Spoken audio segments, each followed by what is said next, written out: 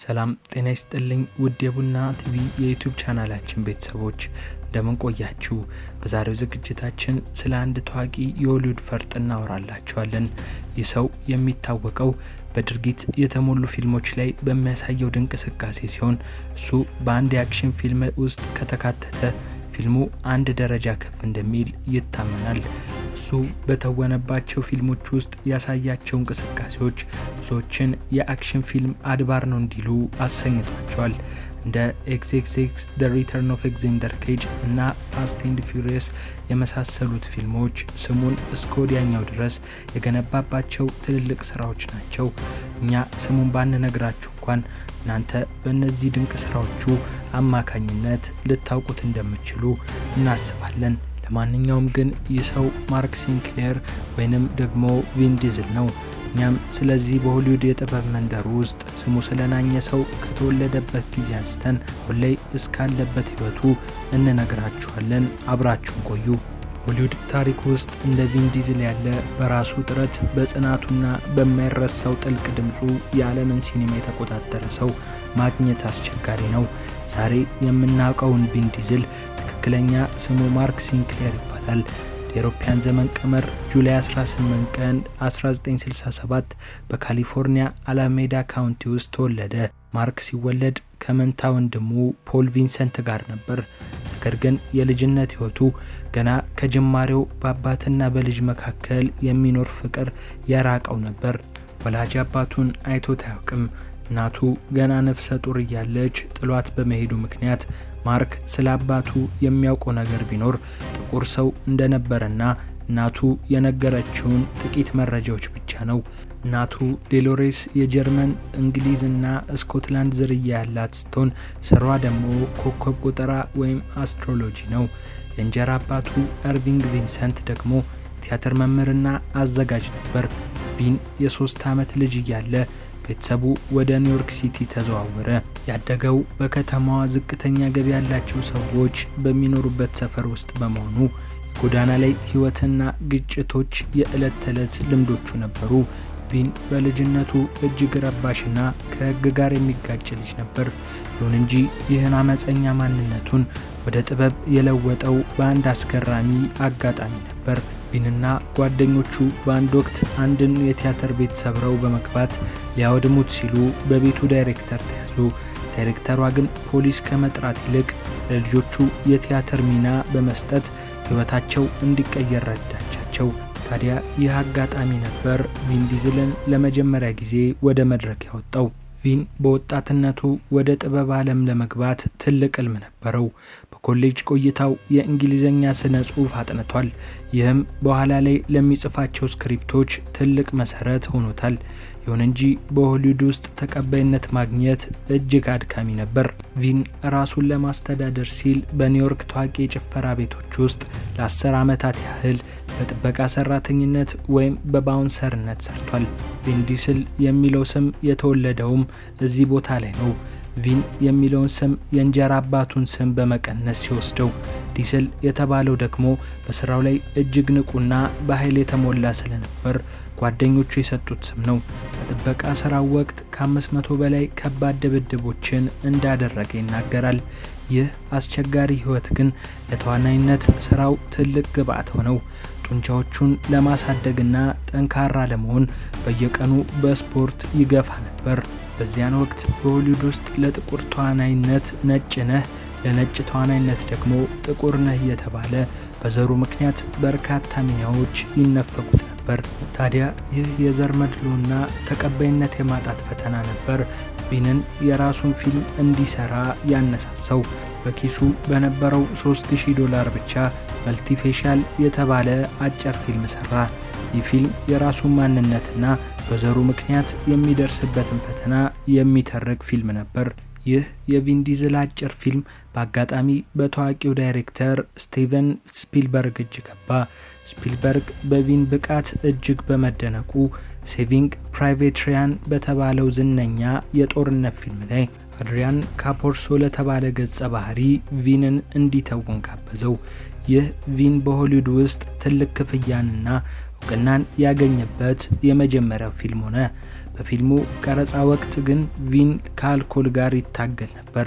ስራው እጅግ አድካሚና የጦርነቱን አስከፊነት የሚያሳይ በመሆኑ ለጭንቀት ተጋልጦ ነበር።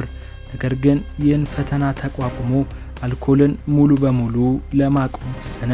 ከዚያ በኋላ የቪን ድምጽና ቁመት ለፊልም አዘጋጆች ተፈላጊ እየሆነ መጣ። በ2000 ዓ.ም ፒች ብላክ በተባለ የሳይንስ ልብወለድ ፊልም ላይ ሪቻርድ ቢ ሪዲክ የተባለውን ሚና ተጫወተ። ይህ ፊልም ቪን ዲዝልን የድርጊት ፊልም ኮከብ እንዲሆን አደረገው። ሪዲክ የተባለው ገጸ ባህሪ በጨለማ ውስጥ ማየት የሚችልና እጅግ ጨካኝ የነበረ ሲሆን ቪን ይህን ሚና ለመጫወት በአይኑ ውስጥ የሚገቡ ልዩ ሌንሶችን በመጠቀሙ አይኑ ላይ ጉዳት ደርሶ ነበር። ይሁን እንጂ ፊልሙ ባገኘው ስኬት ቪን የራሱን ተከታታይ ፊልም ማለትም ዘ ክሮኒክልስ ኦፍ ሪዲክ እንዲጀምር አስችሎታል። ቪን ዲዝልን በመላው ዓለም የስሙ መጠሪያ ያደረገው ግን ዘ ፋስት ኤንድ ፊውሪየስ የተባለው ፊልም ነው። በ2001 ዓመተ ምህረት ዶሚኒክ ቶሬቶ የተባለውን ገጸ ባህሪ ተላብሶ ሲወጣ ፊልሙ ስለ መኪና ውድድር ብቻ ሳይሆን ስለ ቤተሰብ ፍቅር የሚናገር እንዲሆን ትልቅ አስተዋጽኦ አድርጓል። ታዲያ በዚህ ፊልም አማካኝነት ነበር የቪን ዲዝልና የፖል ዎከር ጥልቅ ወዳጅነት የተጀመረው። ቪን ዲዝል በመጀመሪያው የፊልሙ ክፍል ላይ ቢሳተፍም በሁለተኛውና በሶስተኛው የፊልሙ ክፍሎች ለመሳተፍ ፈቃደኛ አልነበረም። ምክንያቱም ስክሪፕቱ ጥራት ይጎለዋል ብሎ ያምን ነበር። በአራተኛው የፋስት ኤንድ ፊውሪየስ ፊልም ክፍል ላይ ግን እንደ ተዋናይ ብቻ ሳይሆን እንደ አዘጋጅ ሆኖ በመመለስ የፋስት ኤንድ ፊውሪየስ ፊልምን ታሪክ ሙሉ በሙሉ ለወጠው። ፊልሙ በዓለም ዙሪያ በቢሊዮን የሚቆጠር ዶላር እንዲያመነጭ ካደረጉት ቁልፍ ሰዎች አንዱ ቪን ዲዝል ነው። ቪን በፊልሙ ውስጥ ቤተሰብ የሚለውን ቃል የፊልሙ ማዕከል እንዲሆን አድርጓል። ይህ ደግሞ በገሃዱ ሕይወቱም የሚተገብረው እሴቱ ነው። ለቪን የፊልም አጋሮቹ ተዋናዮቹ ብቻ ሳይሆኑ እውነተኛ ወንድሞቹና እህቶቹ ነበሩ። በሰባተኛው የዘ ፋስት ኤንድ ፊውሪየስ ክፍል ቀረጻ ወቅት የደረሰው መርዶ የቪን ሕይወት ላይ ትልቅ ጠባሳ ጥሏል። የቅርብ ጓደኛውና እንደ ወንድሙ የሚያየው ፖል ዎከር በመኪና አደጋ ሕይወቱ ማለፉን ሲሰማ ቪን ስራውን ለማቆም ወስኖ ነበር። ቪን ዲዝል ወደ አደጋው ቦታ ሄዶ የፖልን እናት ሲያገኝ የልጄን ግማሽ አካል ነው ያጣሁት ብላ ስታለቅስ እሱም ከቁጥጥር ውጭ ሆኖ አልቅሷል። ለፖል ዎከር ክብር ሲል ግን ፊልሙ እንዲጠናቀቅ አደረገ። በፊልሙ መጨረሻ ላይ ለፖል የተሰጠው የስንብት ትዕይንት በሚሊዮኖች የሚቆጠሩ ሰዎችን ያስለቀሰ ነበር። ቪን አሁንም ድረስ ፖልን እንደሚያስበውና በሕይወቱ ውስጥ ትልቅ ቦታ እንዳለው ይናገራል። ለዚህም ማረጋገጫ ታናሽ ልጁን በፖል ስም ፖሊን ብሎ ሰይሟታል። የፖልን ልጅ ሜዶን ዎከርንም እንደ ራሱ ልጅ ተንከባክቦ አሳድጓታል። በሰርጓ ቀንም አባቶን የሸኛት እሱ ነበር። ቪን ዲዝል ከዘ ፋስት ኤንድ ፊውሪየስ በተጨማሪ በሌሎች ስራዎቹም ስኬታማ ነው። በማርቨል ፊልሞች ላይ ግሩት የተባለውን ገጸ ባህሪ በመወከል በድምፁ ብቻ በሚሊዮኖች ዘንድ ተወዳጅነትን አትርፏል። ምንም እንኳን ግሩት አያም ግሩት የሚሉ 3 ቃላትን ብቻ የሚናገርም ቪን ለእያንዳንዱ ቃል የተለያየ ስሜት በመስጠት ድንቅ ብቃቱን አሳይቷል። በተጨማሪም ቪን ዲዝል የቪዲዮ ጌም አፍቃሪ ነው። ቲጎን ስቱዲዮስ የተባለ የራሱን የቪዲዮ ጌም ኩባንያ በማቋቋም ጥራት ያላቸው ጌሞች እንዲመረቱ አድርጓል። ድንጊያውስ ኤንድ ድራገንስ የተባለውን ጨዋታ ከ20 ዓመታት በላይ በመጫወት የሚታወቅ ሲሆን ይህ ጨዋታ ለፈጠራ ችሎታው ትልቅ እገዛ እንዳደረገለት ይናገራል። ዘ ላስት ዊች ሃንተር የተባለው ፊልሙም በዚህ ጨዋታ ላይ ባለው ልምድ ተመስርቶ የተሰራ ነው። ቪን ዲዝል የግል ሕይወቱን ከሚዲያ እይታ ማራቅ ይመርጣል። ከባለቤቱ ፓሎማ ጂሜኔዝ ጋር ለረጅም ዓመታት አብሮ የኖረ ሲሆን 3 ልጆች አፍርቷል። ቪን ዲዝል በልጆቹ ሕይወት ውስጥ እጅግ ንቁ ተሳትፎ ያለው አባት ነው። ልጆቹ ሲወለዱ የትብታቸውን ገመድ የቆረጠው እሱ ራሱ ነው። በሆሊውድ ውስጥ ካሉ ተዋናዮች በተለየ መልኩ ቪን ከደጋፊዎቹ ጋር ያለው ግንኙነት እጅግ የጠበቀ ነው። በሶሻል ሚዲያ በተለይም በፌስቡክ እጅግ ከፍተኛ ተከታዮች ያሉት ሲሆን በቀጥታ ስርጭት ከደጋፊዎቹ ጋር ማውራትና የህይወቱን ክስተቶች ማጋራት ይወዳል። ይህ ግልጽነቱ በሚሊዮኖች ዘንድ እንዲወደድ አድርጎታል። ቪን ዲዝል ከድሃ ሰፈር የተነሳ በዘሩ ምክንያት ተገፍቶ የነበረ ቢሆንም በራሱ ጥረትና በጽናት የሆሊውድ ንጉስ መሆን እንደሚቻል አስመስክሯል። ዛሬ እሱ ተዋናይ፣ ፕሮዲውሰር፣ ዳይሬክተርና ዘፋኝ ነው። የቪን ዲዝል ታሪክ የሚያስተምረን ነገር ቢኖር በራስ መተማመንና ጠንክሮ መስራት ማንኛውንም የማይቻል የሚመስልን ነገር ማሳካት እንደሚቻል ነው። ቪን ዲዝል አሁንም ጉዞውን ቀጥሏል።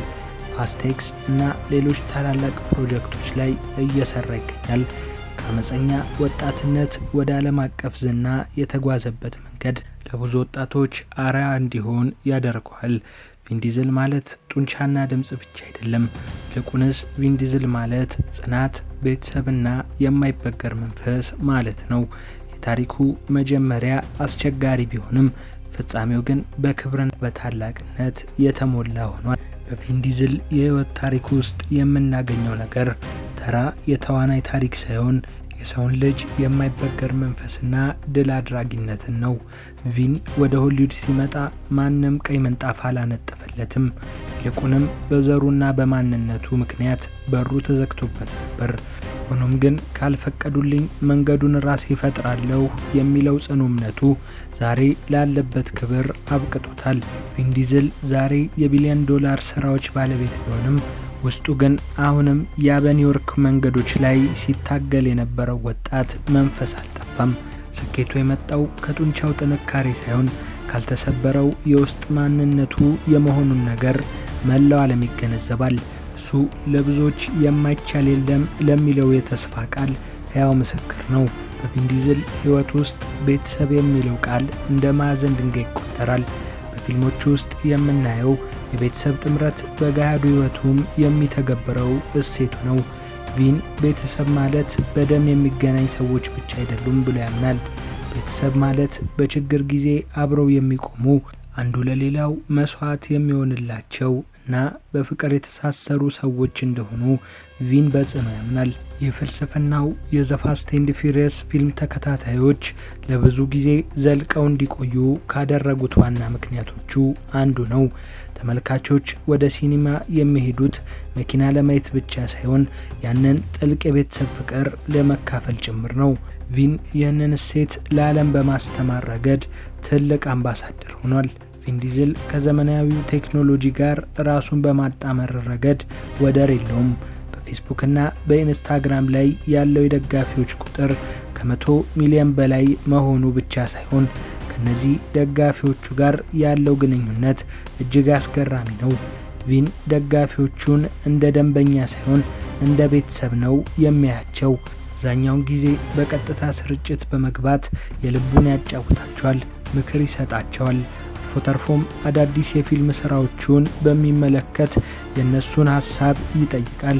ይህ ዝቅ ብሎ ህዝብን የማዳመጥ ባህሪው በቦሊውድ ውስጥ ካሉ ትዕቢተኛ ኮከቦች ለይቶ የራሱ የሆነ ክብር ቦታ ሰጥቶታል።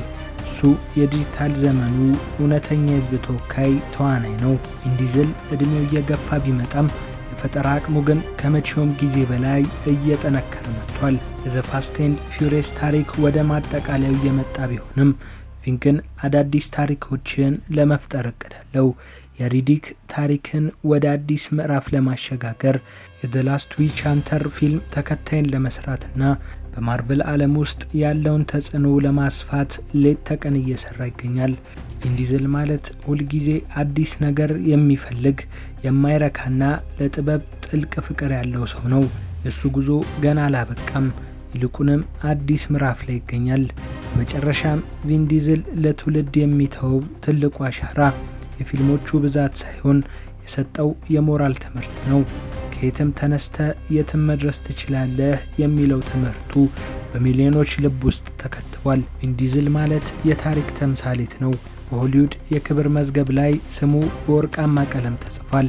በአስቸጋሪ ሁኔታዎች ውስጥ አልፎ ስኬትን ለጨበጠ ማንኛውም ሰው ቪን ዲዝል የጥንካሬ ምልክት ሆኖ ይኖራል። እሱ የትላንቱ ታጋይ፣ የዛሬው አሸናፊና የነገው ተስፋ ነው። የታሪኩ መደምደሚያም በድል በፍቅርና በክብር የተሞላ ነው። ውድ የቡና ቲቪ የዩቲዩብ ቻናላችን ቤተሰቦች ከማርክ ሲንክሌር ወይንም ደግሞ በቅጽል ስሙ ከቪን ዲዝል ታሪክ ምን ተማራችሁ?